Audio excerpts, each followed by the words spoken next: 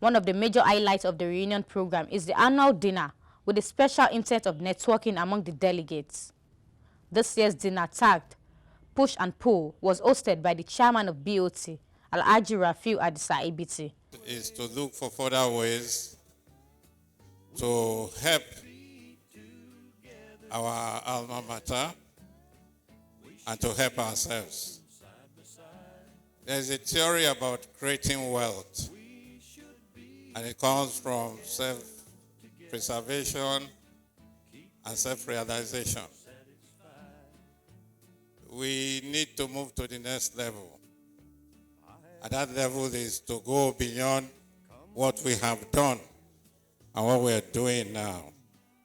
So you see that today we'll have dinner, but we'll talk about how to help ourselves. And we have two erudite members of UNIFEMGA, Professor Egbewole and Madam Ni Yusuf.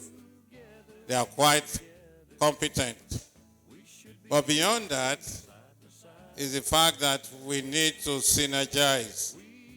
We have most of our members doing different things in different sectors of the economy, but there is no synergy.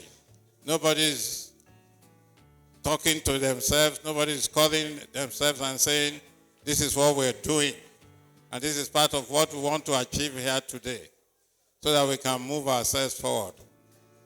There's supposed to be a program. I haven't seen it. But we have new opportunities to do what we have done before. New areas of cooperation with the university. We will discuss this in terms of what kind of business is supposed to be in the brochure. But we will discuss with the key investors and all members. And tomorrow, too, we'll have the AGM of our company, Student Wholesale Group. And I can tell you that we declared a very good dividend this year. So there's profit. And we've managed the company very well, but we need to move to the next level. We will communicate this by the normal channels so that whoever decides to invest will do so. I think during the week there was a meeting between the university and members, the administrators of our company, SHG Group. We thank the university for that, but we will request for more. We want to cooperate so that we can create wealth. I can tell you a small secret that a member of UNIFEMGA is putting a substantial amount of money for this purpose.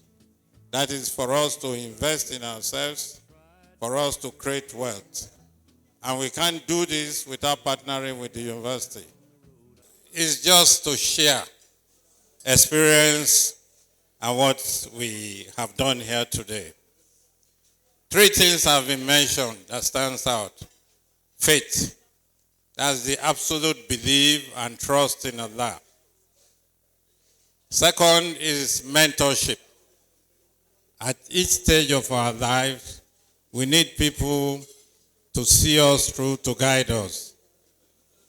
So we should look for mentors. But not only mentors, sponsorship. Everything that has been said here, I can tell you, is absolutely the truth. And I will share with you just one single experience.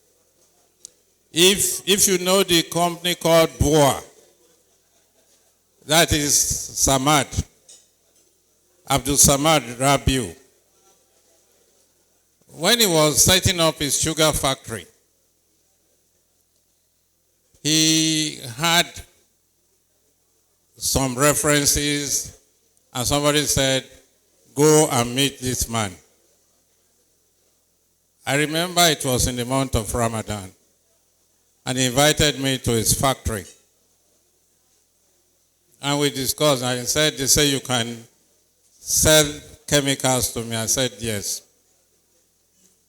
If you know the father of Abdul Samad, who passed on last year, I think, is a famous cleric, known among the sect of Tijanians.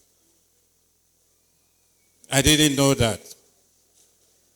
And he said, you come well recommended. I said, okay, alhamdulillah. So there was a crisis at a point in time. And then we were using bank facilities to finance our business. And I'll tell you today, you must move away from riba, from interest. That will challenge your faith, but Allah will suffice you. We had an exposure with Intercontinental Bank, with Adegbola, or Akingbola. And all of a sudden, they just put the carpet under our legs. They put the rug away. And we tried everything possible. So Samad, I was in distress. What do we need to do? How do we need to survive? Samad now called me and said, Alhaji Ebiti, they say you can do this. I said, yes. He said, everybody says you can be trusted. I said, alhamdulillah, Rabbil Alameen.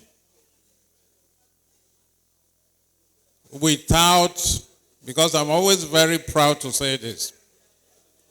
He said, what do you need? I said, I have this, I can do this, I can do that. And I left. So 2 days after they said he was calling me, I said, me, I'm depressed. I have issues. I have financial issues. I wasn't going. They kept on calling. The third day I went to his office. He said, I've been looking for you. I said, what? He said, because of your integrity, I'm going to work with you. He gave me a check then of something like 20 million naira. Then, like 15, 20 years ago. And said, just give me this product as is convenient for you. I didn't sign a piece of paper. The only thing I did was I signed to collect the check. No agreement, no nothing. Today, if the people from Bua calls me and say, we need this, we need that, what is the price?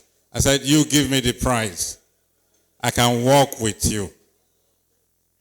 So Allah has his ways, and each person has his destiny. But we must have that faith. We must have that trust. And then the thing that must never leave us is our integrity. Because with your integrity, you can get so many things done. But to build integrity, you will go through challenges. You will go through pains. Your iman will be tested. Your belief will be challenged. Because you keep on finding things that Islam says you shouldn't do. And please don't do those things. The sky is the limit, because if you have the support of Allah, you have everything in whatever you are doing. But Allah has created a path for each and every one of us. So we must trust in Him. We must believe in Him. And the ones that we cannot do, we should just leave it to Him. He will provide alternatives. Assalamu alaikum wa rahmatullahi wa barakatuh.